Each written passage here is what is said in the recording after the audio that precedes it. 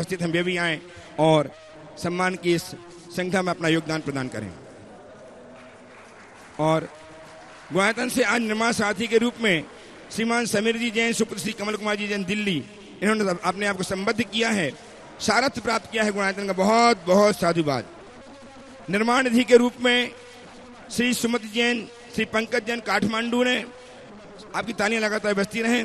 श्री जौहरीमल जी सेठी, श्रीमती कांता देवी सेठी गुवाहाटी ने, श्रीमती कुसुम चौधरी धर्मपत्नी स्वर्गीय श्री विजय चौधरी जबलपुर ने अपने आप को निर्माण निधि के रूप जुड़ करके अपनी निधि को संयोजित किया है। बहुत बहुत साधुवाद।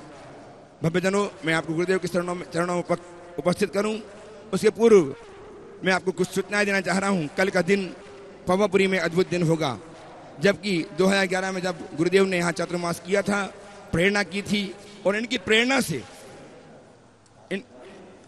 इनकी प्रेरणा एवं आशीर्वाद से भव्य 43 कक्षकों का एक भव्य विद्यासागर भवन बनकर तैयार हुआ है, जिसका लोकार्पण कल ठीक 9:30 बजे होगा। आप प्रवचन के बाद इसका सीधा प्रसारण यहाँ से किया जाएगा, इसे आप देखें और आ सकें तो आ जाएं। और साथ ही कल संयम स्वर्ण कीर्ति स्तंभ का भी लोकार्पण होगा। उसी अवधि में इस बात का ध्यान रखते हुए उपस्थित हों, धर्म लाभ लें। और ठीक आप पाटलिपुत्र पटना में प्रवेश करेंगे। 14 तारीख को महावीर भगवान का जन्म कल्याण महोत्सव है। उसी दिन गुरुदेव का 35वां दीक्षा दिवस महोत्सव भी हम आयोजित करेंगे और अपनी विनय भक्ति श्रद्धा गुरुदेव के चरणों में अर्पित करेंगे।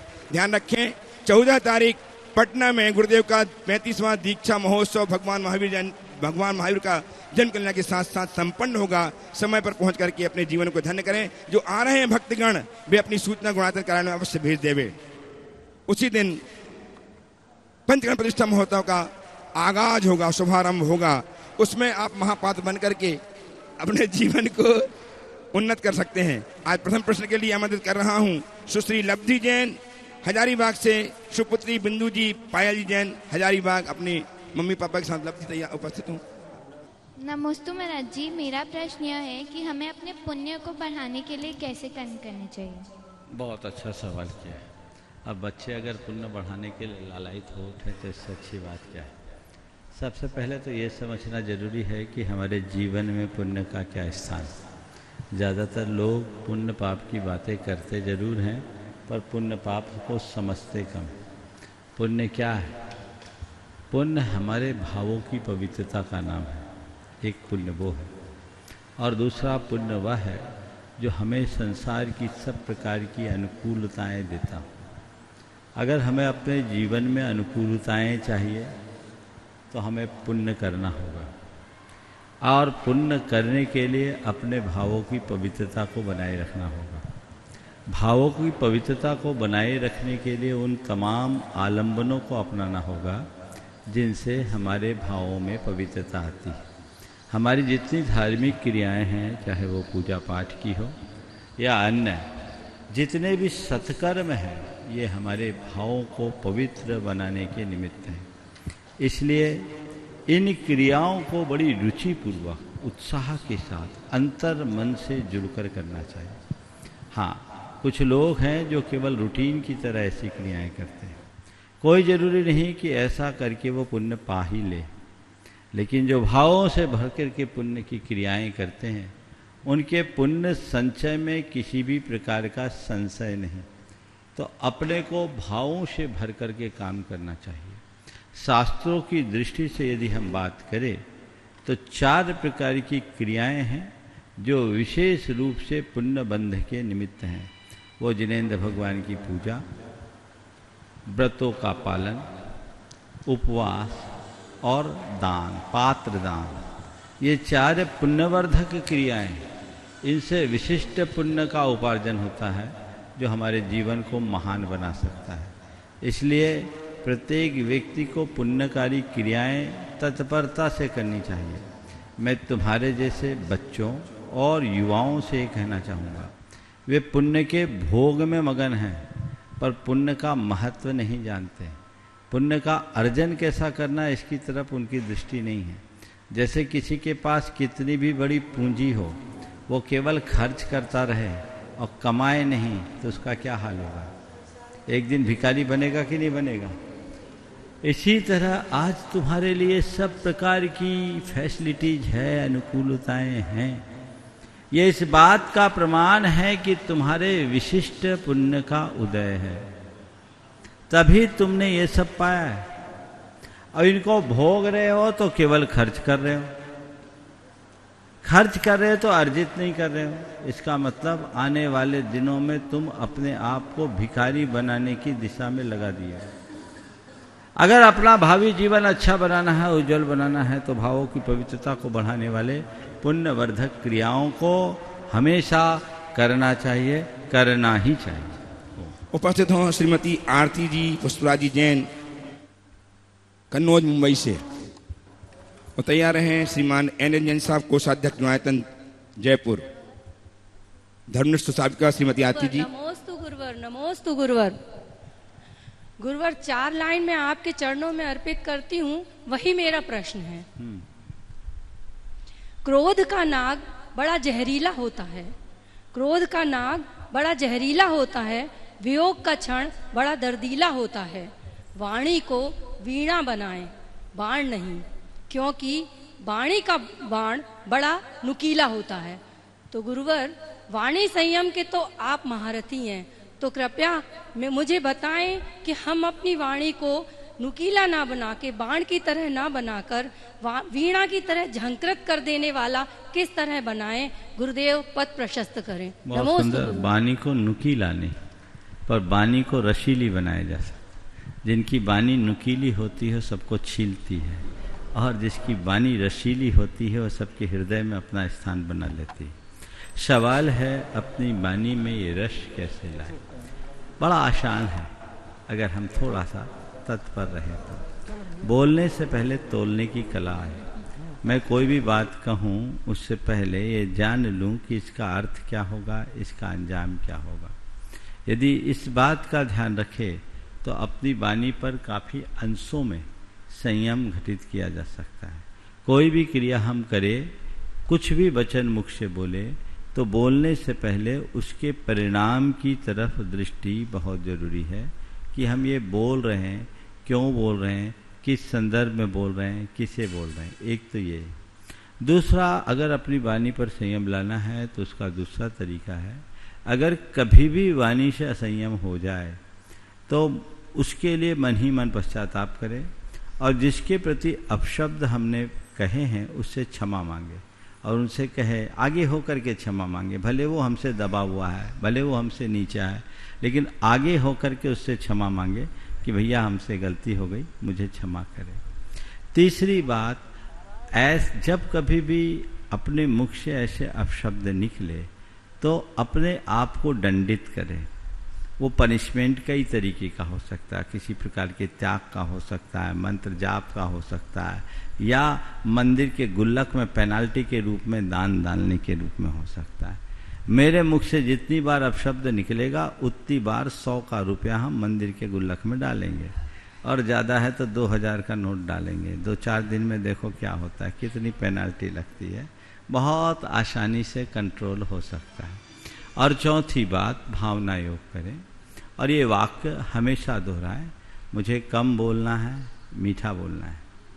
कम बोलो, मीठा बोलो, धीमा बोलो। कम बोलो, मीठा बोलो, धीमा बोलो। अथवा मुझे सही बोलना है, सुंदर बोलना है, मुझे सही बोलना है, सुंदर बोलना है। ये वाक्य बार बार दोहराया जाए तो परिवर्तन हो। आइए श्रीमान एन एन जैन साहब, कोषाध्यक्ष न्यायतन जयपुर से। तैयार हैं हरि बाबू कुसुम जी के सुपुत्र श्रीमान अशोक जी पूनम जी, अपनी मम्मी के साथ, जो आज ट्रस्टी ग्रुप में संबद्ध हुए हैं, कुंदार की मुरादाबाद से। तैयार हैं। महाराज श्री बोलिए। हाँ। सादर नमन, वंदन। महाराज श्री, एक छोटी सी जिज्ञासा है, वैचारिक ऊर्जा को दृढ़ता और साहस के सांचे में कैसे ढालें? वैचारिक ऊर्जा को दृढ़ता और साहस के सांचे में कैसे ढालें? बहुत अच्छा सवाल। ये बात सही है कि हमारे पास विचार की बहुत बड़ी शक्ति, यदि हम अपने विचारिक ऊर्जा को सकारात्मक दिशा में ले जाते हैं तो वो हमारी दृढ़ता और साहस दोनों का आधार बनती है, आलम्बन बनती है।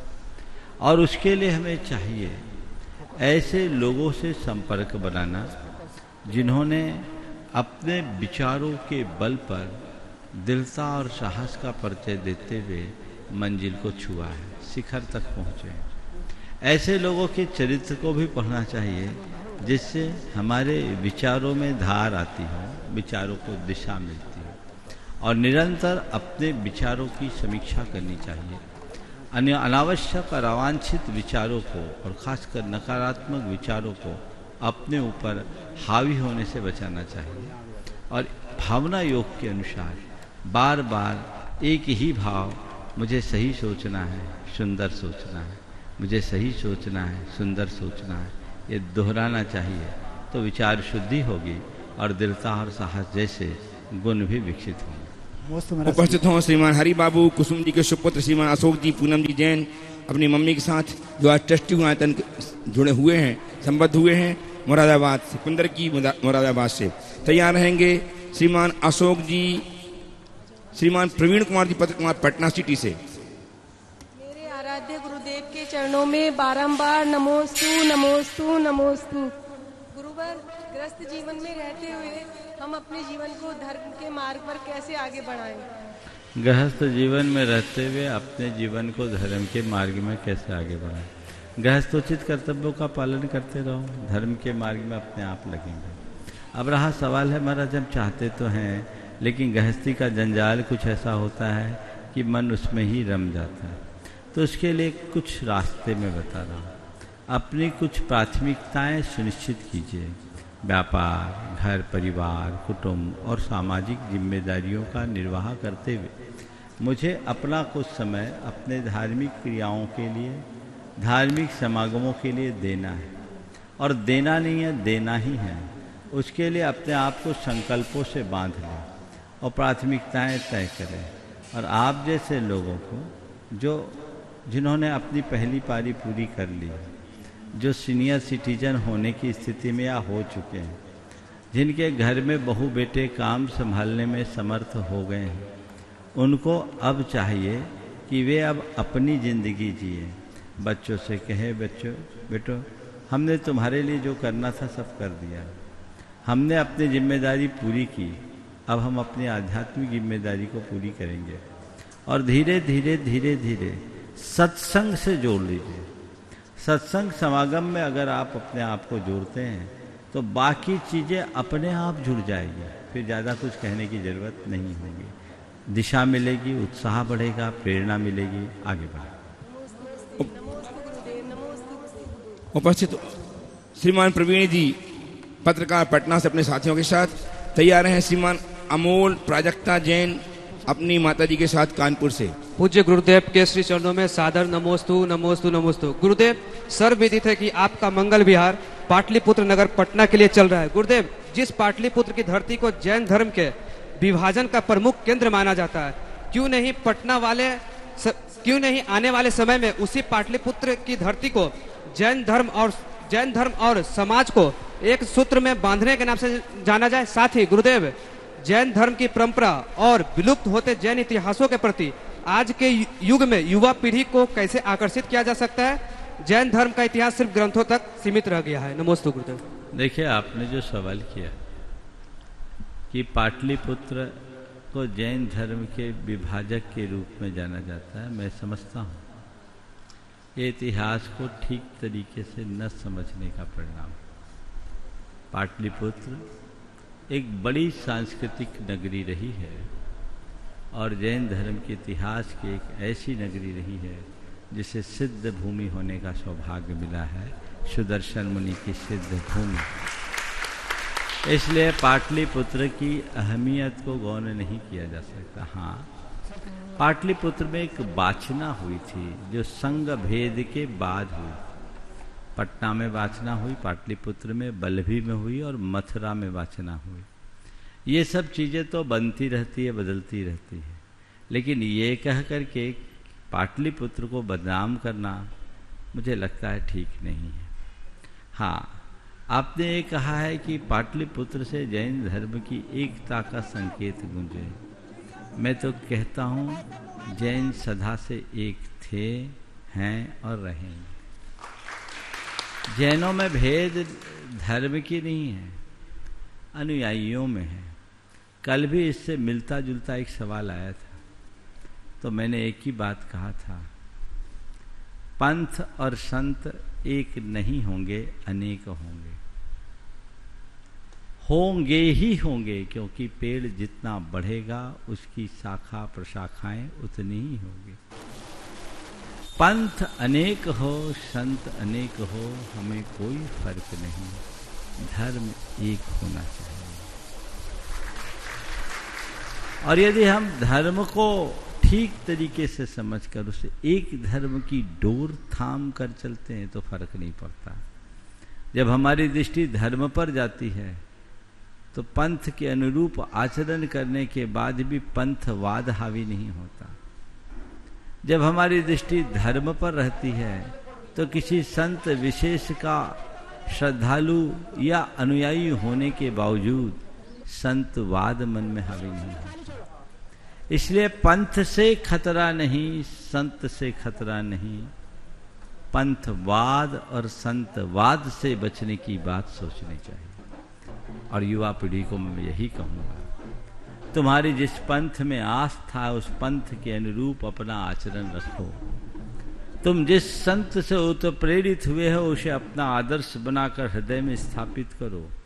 आज मुझसे कोई पूछे तो मेरे हृदय में मेरे गुरुदेव का जो स्थान है वो इस जीवन में कोई दूसरा नहीं ले सकता। नमोस्तु गुरुदेव। ये होगा क्योंकि वो मेरे उत्प्रेरक हैं, उनने मुझे दिशा दी, तो उनके प्रति ये आकर्षण स्वाभाविक होगा। अब कोई बोले ये तो संत विशेष से जुड़ा है तो जुड़ा है, पर संत विशेष से क्यों जुड़ा है? धर्म के लिए जुड़ा है तो कोई खतरा नहीं, और केवल संत से जुड़ा है तो खतरा के सिवा कुछ नहीं। मूल तत्व धर्म को साथ करके चलना चाहिए। जैन धर्म का इतिहास बहुत गौरवपूर्ण इतिहास है। तुमने युवाओं को संदेश देने के लिए कहा और कहा इतिहास की बातें केवल किताबों में रह गई है। मैं तो कहूँगा हमारे युवा कम से कम हमारे इतिहास को पढ़ना तो शुरू करें। विडम्बना तो यह है कि आज हमारे युवा इतिहास को पढ़ना कहाँ जानते हैं। वो तो केवल सोशल मीडिया में उलझ करके ही अपनी प्रतिभा को कृतार्थ करने की कोशिश करते हैं। ये बातें ठीक नहीं है। सभी को चाहिए एक बार अपनी परंपरा के इतिहास को जाने, तब उन्हें इस बात का एहसास होगा, आभास होगा कि जिस गौरवशाली परंपरा में हमें जन्म लेने का अवसर मिला, जीने का सौभाग्य मिल रहा है, वो परंपरा यहाँ तक आई कैसे। और तब तुम्हें दायित्व बोध भी होगा कि इस परंपरा को आगे बढ़ाने में मेरी क्या भूमिका है। सब पढ़ें। 2 किताबें मैं आज आप लोगों को बता रहा हूँ। डॉक्टर कैलाश चंद जैन, उज्जैन वाले, उनकी कृति है जैन धर्म का इतिहास, 3 भागों में निबद्ध है, हिंदी और अंग्रेजी दोनों में। उसे एक बार पढ़ें। संपूर्ण जैन वाङ्मय के इतिहास का बोध होगा, सबको पढ़ना चाहिए। आपके जीवन में बहुत बड़ा परिवर्तन उस पुस्तक को पढ़ने से आएगा। दूसरा है भारतीय ज्ञानपीठ से प्रकाशित दक्षिण भारत में जैन धर्म। ये भी पंडित कैलाश चंद सिद्धांत शास्त्री वाराणसी वालों के द्वारा लिखी हुई। ये 2 कृतियाँ आप लोग पढ़ लें तो बहुत कुछ समझने को मिलेगा, सीखने को मिलेगा और दिशा भी मिलेगी। नमोस्तु गुरुदेव। आगे उपस्थित हों श्रीमान अमोल जी प्राजक्ता जी जैन कानपुर से अपनी मम्मी के साथ, और तैयार हैं श्रीमान अनिल जी अमिता जी जैन दुर्गापुर शिरोमणि संरक्षक गुणायतन। नमोस्तु महाराज जी। नमोस्तु नमोस्तु। महाराज जी, मेरा प्रश्न ये है कि हम लोग अभी जिस सोसाइटी में रहते हैं सब कुछ बहुत फास्ट हो गया है। खाना, सामान, नौकरी, जो कुछ भी चाहो एक मोबाइल से हो जाता है काम। पर अगर हम लोग देखें तो टाइम उतना ही है, और ऐसे नहीं कि हम लोग को टाइम ज़्यादा मिल रहा है। पर हमारी जो मम्मी पापा की जनरेशन थी उनके पास इतनी सुविधाएं नहीं थी, पर उनके पास खुद के लिए भी टाइम था और सेटिस्फैक्शन भी था। तो हम लोग ऐसे क्या करें कि हम लोग की ज़िंदगी में टाइम भी मिले हम लोग के पास और सेटिस्फैक्शन भी बढ़े। देखिए, बहुत अच्छा सवाल आपने किया। पुराने समय में संसाधन की कमी थी, फिर भी लोगों के पास समय था। आज संचार क्रांति का युग है, टेक्नोलॉजी का युग है, संसाधनों की भरमार है, सब कुछ आपके एक गजेट में है, फिर भी समय नहीं है। इसकी वजह क्या है? इसकी एक ही वजह है, वह है हमारी प्राथमिकता। पहले हमारी प्राथमिकताएं कुछ और थी, आज हमारी प्राथमिकताएं बदल गई। पहले हमारी प्राथमिकता में हमारा व्यक्तिगत जीवन, घर परिवार और धर्म था। अब उसकी जगह सोशल मीडिया ने ले लिया, दूसरे कार्यों में उलझ गए। पहले 4 लोग मिलकर एक धंधा करते थे, अब एक आदमी 4 धंधा करने लगा है। ये भी एक परिवर्तन का बड़ा कारण है। परस्परता, बंधुत्व और सहजीवन की जो वृत्ति थी वो दिनों दिन गौण होते जा रही। तो ये उन सब के साइड इफेक्ट्स हैं, जिसके कारण व्यक्ति का संपूर्ण जीवन मशीनी होता जा रहा है। और इस मशीनी दौर में व्यक्ति कुछ भी हासिल नहीं कर सकता। तो अपने जीवन को यंत्र मानव होने से बचाना चाहिए। मशीनी जिंदगी से जब हम अपने आप को बचा करके चलेंगे तभी हम कुछ अच्छा कर पाएंगे। आपने बिल्कुल ठीक कहा है कि पहले बहुत काम होता था फिर भी समय था, अब वैसा कुछ नहीं है फिर भी समय नहीं है। व्यक्ति तटस्थ भाव से समीक्षा करके देखे, ज़्यादातर समय बिना काम की बातों में जाता है। एक बार एक व्यक्ति ने कहा, महाराज जी एक बार भूल से व्हाट्सएप खोल लो ना, तो 15 मिनट आधा घंटा कैसे खिसक जाता है पता ही नहीं लगता। होता है। और उसमें भी चूंकि स्क्रीन है, टच होते जाए, टच स्क्रीन होने के कारण टच होते होते एक के बाद एक, एक के बाद एक, एक के बाद एक, कोई काम की चीज नहीं, फिर भी उसने आपको बिजी कर दिया। तो व्यक्ति को एक नीति बनानी चाहिए प्रयोजन से प्रयोजन रखने की, और वो नीति जो आत्मसात करके चलेगा वो निश्चित रूप से जीवन में सफलीभूत होगा। उपस्थित हों गुणायतन के समूह संरक्षक श्रीमान अनिल जी अमिता जैन दुर्गापुर से, और तैयार हैं गुणायतन के उपाध्यक्ष श्रीमान अनिल जी संगीता जी जैन हजारीबाग से। नमोस्तु गुरुदेव, नमोस्तु नमोस्तु गुरुदेव। यूं तो मैं इससे पहले कई बार पावापुरी आई हूँ, लेकिन आज जैसी अनुभूति मुझे आपके सानिध्य में हुई ऐसे पहले कभी नहीं हुई। तो गुरुदेव, क्या ये भावना योग का असर है, आपके सानिध्य का असर है, या विशुद्धि बढ़ी है, किस चीज का असर है? और दूसरे गुरुदेव, मैं ये जानना चाहती हूँ, समाधि भावना पढ़ते हैं तो उसमें पढ़ते हैं पंडित पंडित मरण हो मेरा, तो ये पंडित पंडित मरण क्या है और क्या हमें भी ये प्राप्त हो सकता है? बहुत अच्छा। देखिए, आपने पूछा है पहले पावापुर में आए और आज आए, अनुभूति में बड़ा अंतर है। ये भावना योग का असर है, आपके सानिध्य का असर, और तीसरा क्या बोला आपने? हाँ, विशुद्धि का। मैं एक ही बात जानता हूं, इस क्षेत्र में मैं तीसरी बार आया हूं, और इस क्षेत्र में जब जब भी मैं आया हूं एक अलग प्रकार की अनुभूति का संचार होता है। 2011 में यहाँ हमारा चातुर्मास संपन्न हुआ, बड़ा ऐतिहासिक चातुर्मास था, और उस वर्ष पूरे देश भर के दिगंबर भाइयों ने भगवान महावीर का महानिर्वाण महोत्सव अद्भुत आनंद के साथ संपन्न किया था। वो चातुर्मास में मैंने यहाँ जो उस ऊर्जा का अनुभव किया, प्रतिदिन भगवान के चरणों में गए बिना नागा, प्रतिदिन शांति धारा हुई और निर्वाण लाडू चढ़ा, आनंद की अनुभूति हुई। इस मंच से उस विषय में मैंने अनेक बार लोगों से कहा, बीच बीच में मैं समय पर कहता भी हूँ, पर लोग हैं कि इतने पवित्र क्षेत्र में आकर के यहाँ रुकते नहीं, पास होते हैं।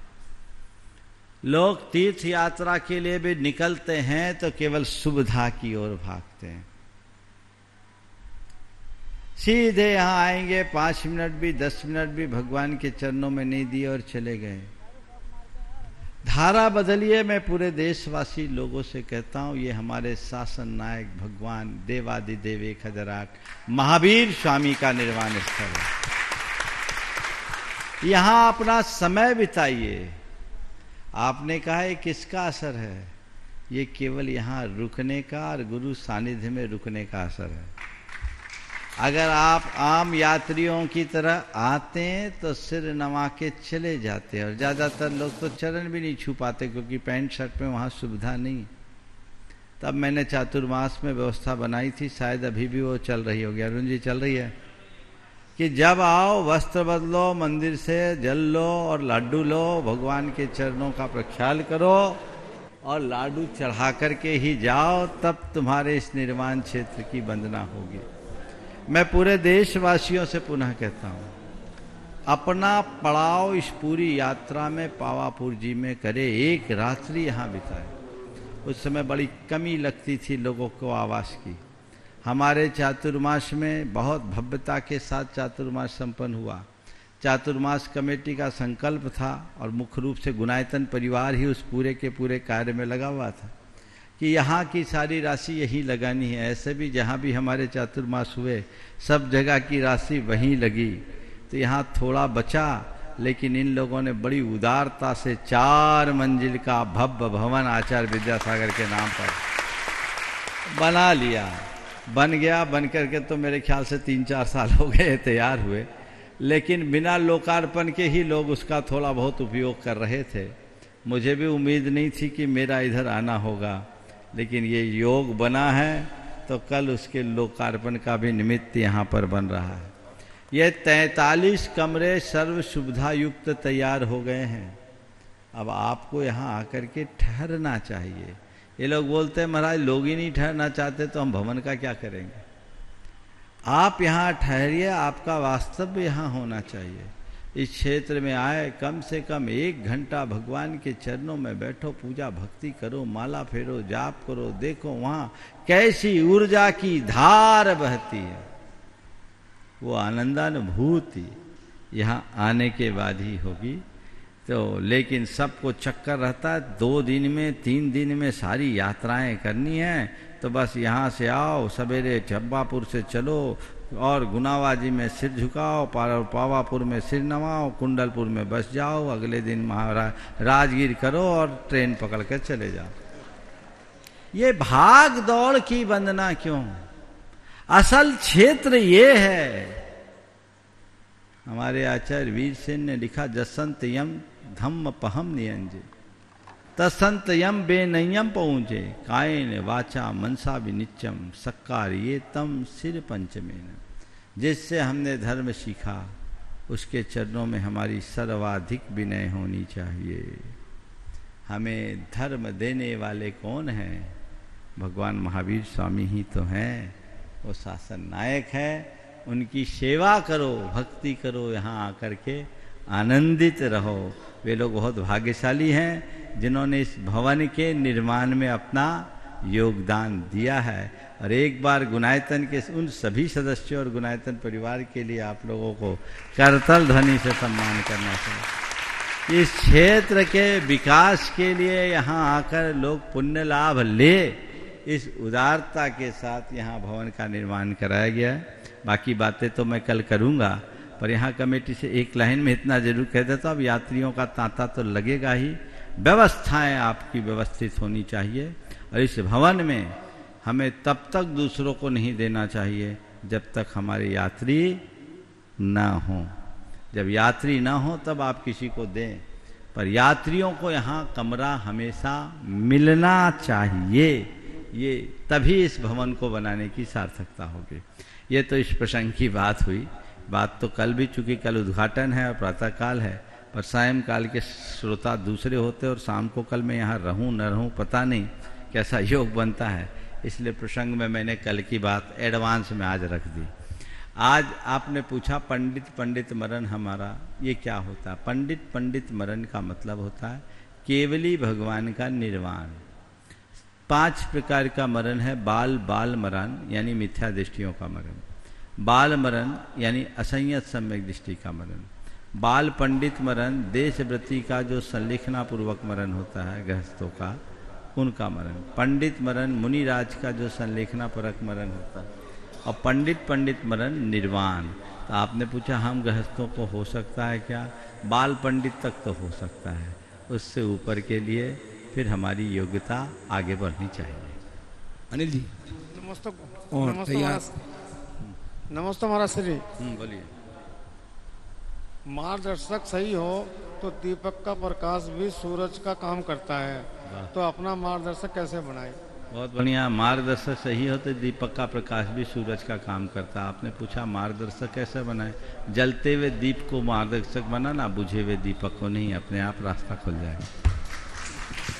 ठीक है ना, संक्षेप में चलिए। हाँ, उपस्थित हों गायन के उपाध्यक्ष श्रीमान अनिल जी संकट जी जैन हजारीबाग से। तैयार हैं श्रीमान सुभाष जी पूनम जी जैन CEO गायतन दिल्ली से। नमोस्तु महाराज जी। महाराज जी मेरा ये प्रश्न है कि औरतें मंदिर में हर्बल लिपस्टिक लगा के जाती है और मेहंदी भी लगा के जाती है, तो जाना चाहिए कि नहीं? बड़ा जब मेहंदी लगा के जा सकते हैं तो लिपस्टिक लगा के क्यों नहीं? जाने का मन हो रहा है क्या? नहीं, मेरा तो नहीं है। अपने लिए पूछ रही कि बहुओं के लिए पूछ रही? पूछने में भी कई बार गड़बड़ हो जाता है, उसी में व्यक्ति फंस जाता है ना। देखो, आप चाहे जो श्रृंगार करना हो करिए, पर तुम्हारा श्रृंगार किसी के संहार का कारण न हो, इतना ध्यान रखो। पहली बात। अर्थात हिंसक सौंदर्य प्रसाधनों का प्रयोग न करें। अब रहा सवाल मंदिर जाने का, तो मंदिर आप जा किस लिए रहे हो? भगवान की वंदना के लिए कि लोगों को रिझाने के लिए? बोलो। तो फिर भगवान की वंदना के लिए इतने सजने की क्या जरूरत है? भगवान की वंदना के लिए सजने की जरूरत? आप कहोगे कि मेहंदी लगा करके जा सकते हैं, तो लिपस्टिक लगा करके क्यों नहीं जा सकते? मैं कहूँ मेहंदी लगी भी हो तो मंदिर जाने का कोई निषेध नहीं, लिपस्टिक लगी भी हो तो मैं मंदिर जाने का, अगर हर्बल लिपस्टिक है तो मैं मंदिर जाने का निषेध नहीं करता। लेकिन लिपस्टिक लगाकर मंदिर जाने का क्या तुक? बात समझ में आ रही है? कहीं जा रहे थे, पहले से लगी हुई थी, अब मंदिर जा रहे हैं, भगवान का मंदिर पड़ गया, चले जाओ। लेकिन मंदिर जाना इसलिए लिपस्टिक, ड्रेसिंग टेबल में अपना फेशियल करने के लिए आधा घंटा और भगवान को ढोक देने में आधा मिनट, 2 मिनट बहुत होता है, तो क्या होगा? मंदिर जाओ सात्विकता के साथ। किसी व्यंग्यकार ने एक बहुत अच्छी पंक्ति बोली, बहुत पुरानी पंक्ति, सुना तो बुरा नहीं मानना। देवियां मंदिर में पहुंची बाल बिखराए हुए। देवियां मंदिर में पहुंची बाल बिखराए हुए, देवता मंदिर से निकले और पुजारी बन गए।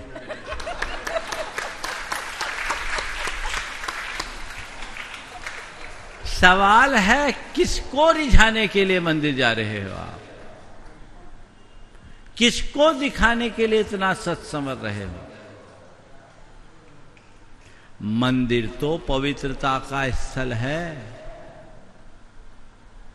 वहां जितनी सात्विकता से जाओगे उतना आनंद है। मैं निषेध नहीं करता कि लिपस्टिक लगाने वाले को मंदिर मत जाने दो, मैं निषेध की तो बात ही नहीं करता, मैं केवल बोध की बात करता हूं। अब मुझसे कोई बोले कि मैं लिपस्टिक लगाए बिना मंदिर नहीं जाऊंगी, तो जाओ भाई, जाओ, मंदिर तो जाओ, पर थोड़ा सावधान होकर जाना, कहीं कोई खतरा ना हो जाए। सावधानी रखना बहुत जरूरी है। ये हमारे विवेक का उदाहरण है। मंदिर जाना इससे ज्यादा महत्वपूर्ण मंदिर किस लिए जाना, मंदिर क्यों जा रहे हैं, जब ये बात समझ में आ जाएगी तो बाकी बातें अपने आप गौन हो जाएगी। तो जिसके लिए हम मंदिर जा रहे हैं वो काम तो करे, तो सब काम अपने आप हो जाएगा। इसलिए जो भी ये बोलते हैं, आप तो शायद लिपस्टिक नहीं लगाती होगे, नहीं, हाँ, तो मंदिर से बाहर भी नहीं लगाओ तो अच्छा है। नहीं लगा। हाँ, बहुत बढ़िया। लेकिन जो कहते हैं कि हम हर्बल लिपस्टिक लगा के मंदिर जा सकते हैं क्या? जैसे मेहंदी लगाते हैं, तो मेहंदी एक दिन लगाते हो, महीना भर तक टिकता होगा। कितने दिन टिकता है? हाँ, 5-7 दिन ही। चलो कोई बात नहीं, एक बार लिपस्टिक लगा के 5-7 दिन तक टिकाए रखो तो मैं मना नहीं करूँ। लगा लो, लगा लिया महाराज जी, अब एक दिन लगाए थे तो फिर नहीं मिटा है, ऐसी व्यवस्था। तो ये हाँ, अब ज्यादा नहीं बोलूं तो ठीक है। बहुत अच्छा है। तो ये अपने विवेक की बात है, उसी अनुरूप कार्य करना चाहिए। नई पीढ़ी के लिए सही दिशा दो। उन्हें बोलो बेटा तुम्हें मंदिर जाना है, लिपस्टिक लगाना है, लगाओ, लेकिन ये बताओ मंदिर के लिए लिपस्टिक लगाने का मतलब क्या? हम किसको दिखा रहे? मंदिर से आ जाओ, सजो संवरो। 16 श्रृंगार तो महिलाओं के लिए, पुरुषों के लिए थोड़ी है। 16 श्रृंगार किसके लिए है? पुरुषों के लिए तो बेचारों के लिए कुछ है ही नहीं, बचा ही नहीं। कुर्ता पजामा वो भी नसीब हो जाए तो बहुत है। तो ये निषेध नहीं है, लेकिन विवेक होना ही चाहिए। नमोस्तु महाराज। उपस्थित हो श्रीमान सुभाष जी पूनम जी जैन, CU गुणायतन दिल्ली से, ट्रस्टी गुणायतन। तैयार हैं श्रीमान संस्कार जी जैन, बनगांव दमोह से। नमोस्तु महाराज श्री। महाराज श्री, हमको समय से आगे चलना चाहिए, समय के साथ या समय के पीछे चलना चाहिए? न समय के आगे चलो, न समय के पीछे चलो, समय के साथ चलो, समय पे चलो। जी नमोस्तु महाराज। आगे हाँ। संस्कार जी उपस्थित हैं बनगांव दमोह से। तैयार हैं श्रीमती संचिता जी रितेश जी जैन पटना से।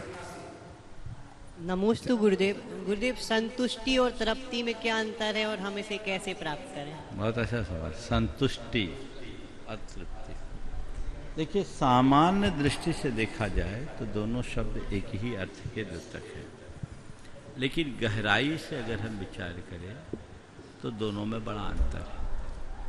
संतुष्ट होना यानी किसी घटना, किसी प्रसंग, किसी परिस्थिति या किसी भावना से पूर्ण होने पर अपने आप को संतुष्ट मान लेना कि हाँ अब ये मेरा काम हो गया। लेकिन तृप्त होना माने आप कृत हो जाना।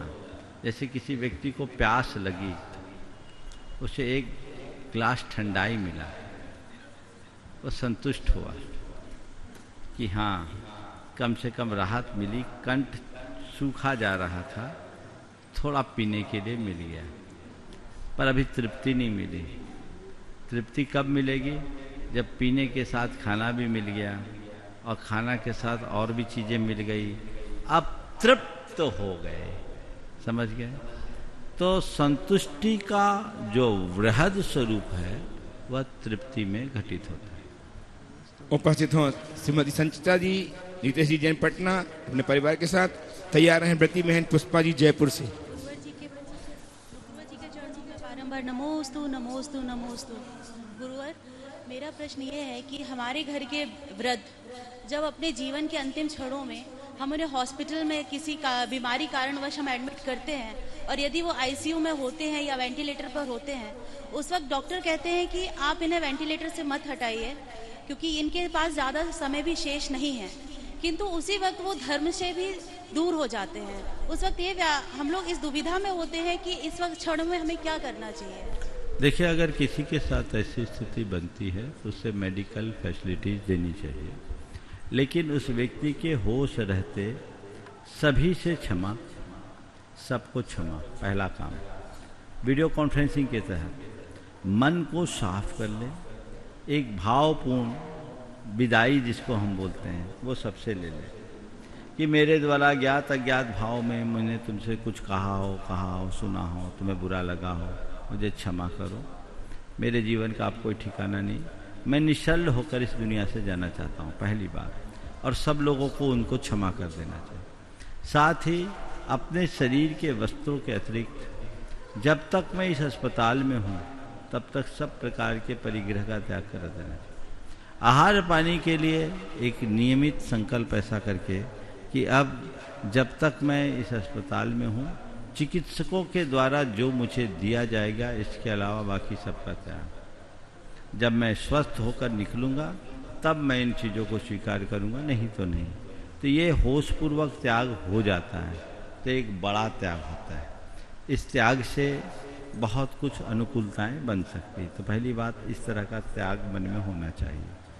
फिर अगर वेंटिलेटर पर रख रहा, चिकित्सक से पूछ रहे कि क्या ये सरवाइव कर सकते हैं, लगता है कि नहीं करेंगे, और सामने वाले का होश है और वो खुद चाह रहा है कि मैं त्यागपूर्वक जाऊं, तो उनकी इच्छा और सम्मति से उस चीज़ को, जो सपोर्ट सिस्टम है, उसको हटा देने में कोई पाप नहीं है। अगर उसको आकुलता हो, उसकी खुद की अनिच्छा हो, तो बात जुदी है। लेकिन उन्हें कोई आकुलता नहीं, उनकी इच्छा हो, उसे ठीक कर सकते हैं। मैं 52 गजा में था, इंदौर के एक सज्जन थे, हॉस्पिटल में थे। डॉक्टरों ने जवाब दिया, वो बोले बस मुझे तो गुरु चरणों में ले जाओ। वो वेंटिलेटर पर ही आए, मेरे पास आए, और डॉक्टरों ने तो बोला था ये आधा घंटे के मेहमान हैं। इंदौर से 52 गजा में लगभग 3.5 घंटे लगे। आए, उसके बाद मेरे से मिले, मैंने उनका त्याग कराया। संयोग उनके पुण्य था, उनको थोड़ी चेतना थी, मेरी बातों को उन्होंने सुना, जवाब भी दिया, त्याग दिया।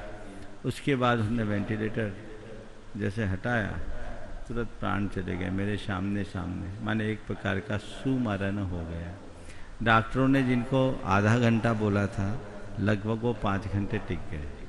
तो ये चीज़ें होती है, इसमें विवेक के साथ। पर ये तब जब परिजनों का सपोर्ट हो। अगर परिजन मोही हो तो इसमें कुछ नहीं करना, नहीं तो बहुत झगड़ा खड़ा हो सकता है। ठीक है। और मुझे ध्यान है आपके पिताजी थे ना? मेरे नाना जी। हाँ, नाना जी थे। हाँ, इनकी नाना जी कैंसर के पीड़ित थे। हाँ, नमस्ते महाराज जी। महाराज जी, हमारे पिताजी थे, हार्ट काम नहीं कर रहा था। 4 डॉक्टर ने जवाब दे दिया था। आप जबलपुर संगम कॉलोनी पहुंचे, उस दिन वो जिद पकड़ गए। ऑक्सीजन पर लगी हुई थी उनको, और जिद पकड़े। आज तो मेरे को महाराज जी के दर्शन करना है, महाराज जी को बुलाइए। मैंने कहा महाराज जी घर नहीं आते हैं। बोले नहीं, आएंगे, बुलाइए। हम लोग को पता चला कि आप संगम कॉलोनी आ रहे हैं। हम लोग लेके गए महाराज जी, उनने बहुत अच्छे से आपने आशीर्वाद दिया उनको। हमारे पिताजी 14 महीना बहुत अच्छे से रहे। उसी दिन से उनका वेंटिलेटर हट गया, ऑक्सीजन हट गई, किडनी काम करने लगी। 14 महीने निस्वार्थ होकर उन्होंने बहुत पूजा पाठ करा, समाधि मरण। बहुत सुंदर। मृति बहन पुष्पा जी जयपुर से उपस्थित हूँ। गुरुवर बार बार नमोस्तु। गुरुवर, आज से चेत कृष्णा एकम है, आज से नया साल चालू है। तो गुरुवर, ये नया साल हमारे स्वास्थ्य, संस्कृति और आध्यात्म के संदर्भ में क्या महत्व रखता है? देखिए, नया वर्ष से कुछ परिवर्तन नहीं होगा। नया संकल्प हो तो सब परिवर्तन हो। नया वर्ष तो न जाने हमारे जीवन में कितने आए और चले गए। हर साल नव वर्ष आता है। मैं नव वर्ष की बात नहीं करता, नव उत्कर्ष की बात करता। नया संकल्प लीजिए और जीवन में कुछ अच्छा करने का प्रयत्न कीजिए, तभी कुछ अच्छा परिणाम। नरसी, आजकल के बच्चे तो समझते ही नहीं इस नए साल को। हाँ, तो मतलब सब तो अब एकदम अलग कैलेंडर चल रखा है, उसी पे चलते। चलिए आगे। गुरुदेव, रांची से आपके नैन भक्त श्रीमान अरुण जी गंगवाल आपके चरण नमस्ते करते हुए जानना चाहते हैं। जमाना बड़ा लोगों का मजाक और कामयाब, फिर भी हम हर काम में यही सोचते हैं कि जमाना क्या कहेगा, और प्रभावित भी होते हैं। तो हम इससे कैसे उबरें गुरुदेव, एक बार समाधान दें। नाकामयाब लोगों का लोग मजाक उड़ाते हैं और कामयाब लोगों से लोग जलते हैं, और फिर भी हम कहते हैं जमाना साथ नहीं देता। क्या कहेगा? पहली बात तो मैं ये कहूँ, जब संसार की ये परिणति ही है कि नाकामयाबों का मजाक उड़ाया जाए और कामयाबों से लोग जले, तो हम कम से कम इतना तो बने कि हम मजाक के पात्र न बने, भले लोग हमें देख करके जले। अपनी कामयाबी के रास्ते पर चले। जो इन बातों में उलझ कर रहता है वो अपने जीवन में कुछ नहीं कर पाता। हमें हमेशा अपने लक्ष्य को देखना चाहिए। जमाना क्या कहेगा ये मुझे नहीं पता, पर मुझे क्या है ये हमारे लिए पता होना चाहिए। जो जमाना क्या कहेगा या लोग क्या कहेंगे, इस संशय में रहते हैं वे जीवन में कुछ नहीं कर पाते। पर जिन्हें ये पता रहता है कि मुझे क्या करना है, जमाना उसे कभी भूलता नहीं, तो मुझे क्या करना है ये हमें ध्यान में रखना चाहिए, तभी हम कुछ कर पाएंगे। हाँ। गुरुदेव इंजीनियर सोनम जी जैन, खुरई मध्य प्रदेश। अरुण जी पूछेंगे। मैनेजर बोलो। अरुण जी उपस्थित हों और तैयार हैं मृति बहन शकुन जी, ट्रस्टी आयतन सागर। परम पूज्य मुनि श्री 108 प्रमाण सागर जी महाराज के चरण कमलों में सत सत बंदन। महाराज श्री, मैं ये जानना चाहता हूँ कि दिगंबरत्व क्या सिर्फ वस्त्र का त्याग है या कुछ और है? इसके बारे में मेरे मन में बड़ी जिज्ञासा बनी रहती है। बहुत बहुत अच्छा सवाल किया। दिगंबरत्व केवल वस्त्र के परित्याग का नाम नहीं है। अगर केवल वस्त्र के परित्याग का नाम दिगंबर होता तो भोगी विलासी लोग भी वस्त्र त्याग देते हैं। जो व्यक्ति वासना में ग्रस्त होते वो भी निर्वस्त्र होते हैं। पशु पक्षी भी वस्त्र विहीन होते हैं। वस्त्र विहीनता दिगंबरत्व की पहचान नहीं है, अपितु सारे बाहरी बंधनों और व्यामों को छोड़कर दिशाओं का आवरण अपना लेने का नाम ही दिगंबरत्व है। जो दिशाओं के बंधन में बंध जाए वह दिगंबर है। दिगंबर केवल वो नहीं जो कपड़ा उतारे, तन के कपड़ों को उतरने के साथ साथ मन का कपड़ा उतरने पर ही दिगंबरत्व घटित होता है। इसलिए अगर कोई ये कहते हैं कि दिगंबरत्व का मतलब केवल निर्वस्त्र होना है और निर्वस्त्रता से उन्हें अगर कहीं कोई लज्जा और संकोच होता है तो ये उनकी भूल है। नग्न होने में और दिगंबर होने में बुनियादी अंतर है। जैन मुनि नग्न नहीं होते, वो दिगंबर होते हैं। दिशाओं को जिन्होंने अपना अंबर बना लिया है, वस्त्र बना लिया है, उन्हें अब किसी और परिधान की जरूरत नहीं है। जो अपने इस आवरण में ही अपनी लज्जा, मर्यादा सबको सुरक्षित रखते हैं और जीवन का पथ प्रशस्त करते हैं, वो दिगंबर कहलाते हैं। और हमें उसी दिशा में आगे बढ़ने की कोशिश करनी चाहिए। उपस्थित हूँ व्रती बहन शकुन दीदी, ट्रस्टी आयतन सागर से। मेरे आराध्य गुरुवर को बारंबार नमोस्तु। महाराज श्री, मेरी काकी साहब सुरेंद्र वीरू मालथोन की मम्मी का पल्स रेट बहुत ज़्यादा गड़बड़ हुआ, 30 पे पहुंच गया, तो उनको पेसमेकर डला। पेसमेकर के बाद वो अनकॉन्शियस हो गई। तो आज उनका वीरू भैया का फ़ोन आया था कि भाभी उनका मतलब समझ में नहीं आ रहा, डॉक्टर तो कह रहे ठीक हो जाएंगे। तो मेरा आपसे ये है कि उनको आशीर्वाद दो कि वो होश में आ जाएं। और महाराज जी एक है कि हम कोई भी पूछता है कि तुम किस खेत की मूली हो, तो इसका मतलब क्या? किस खेत की मूली? देखिए, पहले तो उनको मेरा आशीर्वाद दो। पेसमेकर लगा है इस उम्र में। हालांकि कई लोग पेसमेकर लगने के बाद भी कॉन्शियस में आ जाते हैं। अगर डॉक्टर कह रहा है तात्कालिक हो तो ठीक है। पेसमेकर तो आपको भी लगा है, तो पेसमेकर लगना कोई बड़ी बात नहीं है। पर पेसमेकर के साथ यदि और कोई कॉम्प्लिकेशंस हो तो उस पर ध्यान देना बहुत ज़रूरी है, उस पर ध्यान देना चाहिए। और जहाँ तक आपने पूछा किस खेत की मूली, यानी तुम कहाँ लगते, कहावत, यानी मूली सब एक बराबर है, सब मूली है, एक दिन सबको उखड़ना है। कब किसका नंबर आ जाए कोई पता नहीं। ऐसा कोई खेत नहीं जिसकी मूली उखड़ती नहीं हो, इसलिए कहते हैं किस खेत की मूली हो, एक दिन सबको नपना है, उसी में अपना जीवन सबका संभलेगा। समय आप सबका हो गया, यहीं पर विराम। बोलिए परम पूज आचार्य गुरुवर श्री विद्यासागर जी महाराज। जय जय। आरती करेंगे, आरती। परम पूज महामनम प्रमासागर जी महाराज की आरती। आरती आरती ले आना है।